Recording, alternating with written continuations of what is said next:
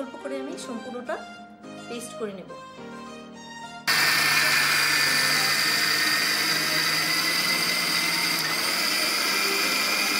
আমি প্রায় 1 কেজির মতো ভিজিয়ে রেখেছিলাম মাসকলাই ডাল। 1 কেজি মাসকলাই ডালে এতটুকু হয়েছে পেস্ট। এখন আমি এই পেস্টটাকে 1 ঘন্টা রেস্টে রাখবো। তো এই ব্যাটারটাতে এখন আমি কিছু কিছু উপকরণ মেশাবো। তো কি মিশাই দেখতে থাকুন।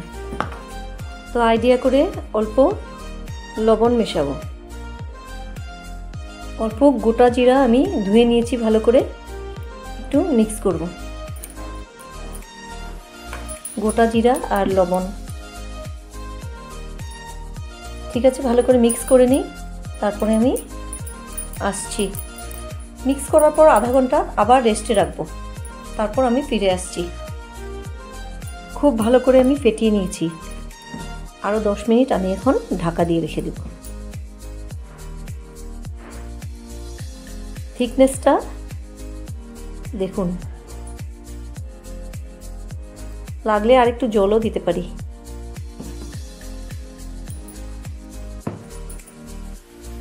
তো এখন 10 মিনিট হয়ে গেছে, আমি দেখি।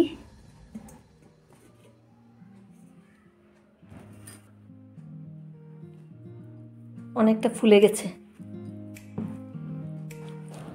তো আমি বলতে ভুলে গেছি, এখানে আমি অল্প আগে বেকিং পাউডার মিক্স করেছিলাম, আধা চামচ, চা চামচে আধা চামচ।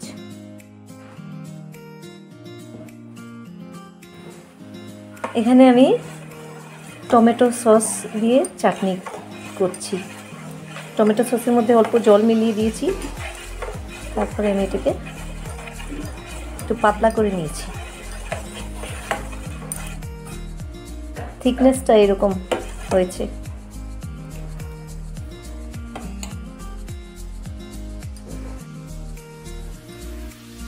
আমি এখানে সবুজ চাটনিটা ধনিয়া পাতা পেস্ট করে বানিয়েছি।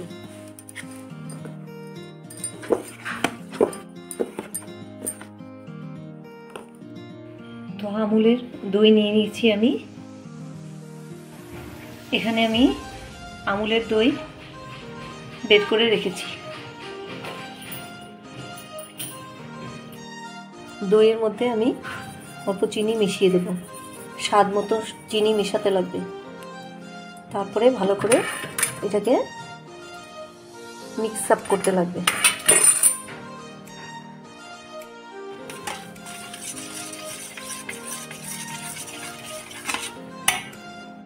স্বাদ মতো অল্প লবণও দিয়ে দিতে লাগবে, যে যেরকম খায়।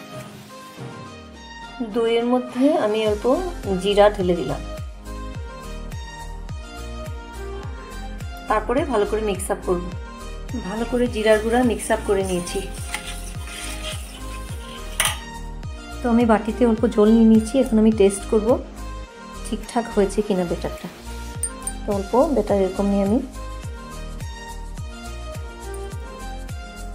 ব্যাটারটা ঠিকঠাক হয়েছে, কারণ কি উপরে ভেসে উঠেছে।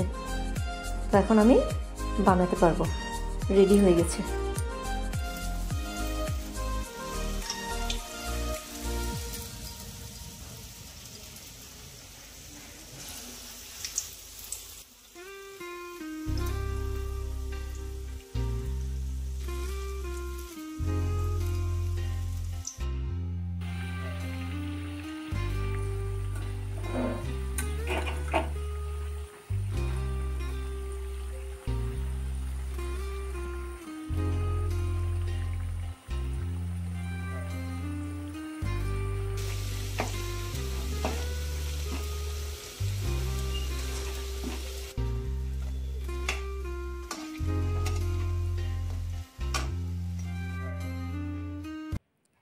এখানে আমার অনেকগুলো বড়া হয়েছে। এখন আমি বড়াগুলো গরম জলে ভিজিয়ে তারপর চিপে প্লেটে সার্ভ করব। তারপর তার উপরে নানান ধরনের উপকরণ দেব।